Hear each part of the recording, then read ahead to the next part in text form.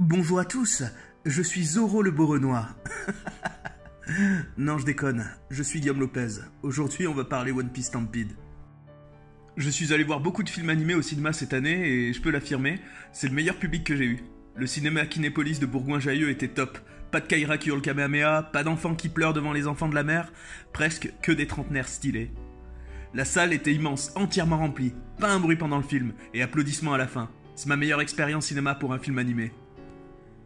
Le film en lui-même, je ne le conseille pas particulièrement. C'est extraordinaire en termes de divertissement, mais c'est impossible d'apprécier les interventions des différents guests pour quelqu'un qui ne connaît pas la série.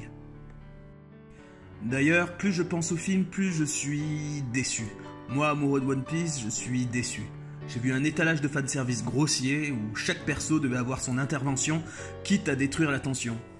Le démembrement de la menace par utilisation abusive de protagonistes qui n'ont rien à foutre sur le champ de bataille démystifie l'antagoniste au point de le réduire à un débile creux qui attend de subir le spectacle du nouveau gentil venu.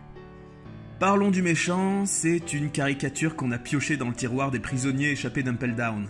C'est donc encore une fois l'excuse incroyable de la Toei et de son auteur pour resservir la même soupe. La prison de One Piece devient le nouvel espace de Dragon Ball, chaque ennemi peut intervenir au pif. Le grand vilain est présenté comme le monstre de puissance ultime. Et si le début de l'affrontement est absolument extraordinaire, l'ennemi terrasse tout le monde puis endosse un robot et ne cesse de devenir plus fort. Du moins sur le papier, puisqu'au final il est bien plus vulnérable et ne fait qu'attendre pour subir des assauts. C'est le parti pris pour montrer des teams attaques. On crée une incohérence chez l'antagoniste pour le plaisir des yeux. Ainsi, plus de tension, on attend juste comme le méchant, sa fin.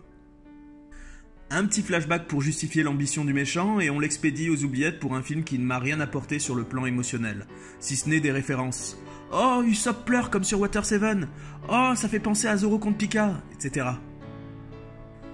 Certains parlent d'un film comme dans les années 90. Ça n'a rien à voir. Un film des années fin 80-90 crée avant tout des décors sublimes et possède une ambiance unique, puis essaie de nouvelles formes de mise en scène.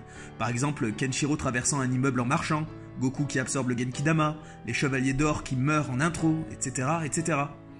Stampede n'a aucun décor intéressant avec son île un peu random, et son ambiance est encore une redite d'un arc de 10 volumes condensé en un film de 2 heures.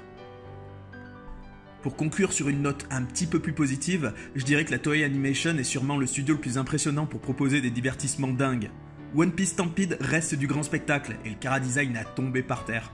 L'euphorie que provoquent certains affrontements est bien présente, mais comme un étalage de fanservice où chaque perso intervient comme une jolie pub, on arrive un peu trop facilement à cocher les cases d'un cahier des charges trop visible. Mais malgré tout, on ne voit pas le temps passer, et hormis mes quelques chipotages, c'est un plaisir visuel qui rend honneur à nos personnages préférés. Bref, j'ai tout de même envie de le revoir, alors je me tire. Ciao!